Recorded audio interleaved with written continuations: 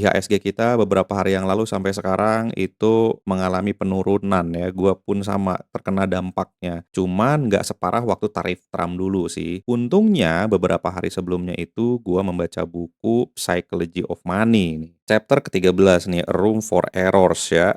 Nah, bisa disebut juga dengan Margin of Safety. Mari kita bahas.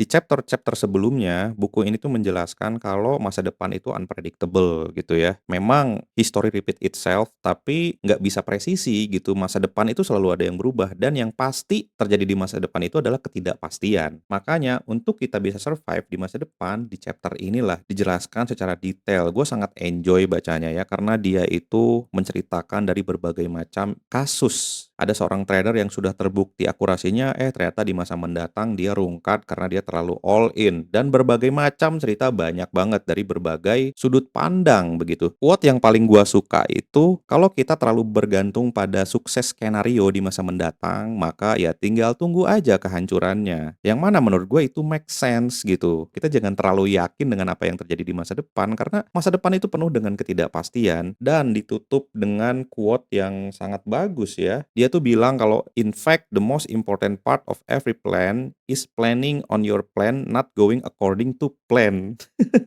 Bagusnya itu kita merencanakan rencana yang kalau rencana itu nggak sesuai dengan rencana kita di awal gitu. Bingung kan? Untuk memahami itu memang perlu baca beberapa chapter ke belakangnya biar feel-nya lebih dapet. Dan room for error atau margin of safety ini applicable di berbagai macam hal. Misal dalam konteks investasi kita harus siapkan cash. Dalam konteks keuangan kita harus selalu siapkan dana darurat. Dalam konteks pacaran bisa nggak ya pakai margin of safety?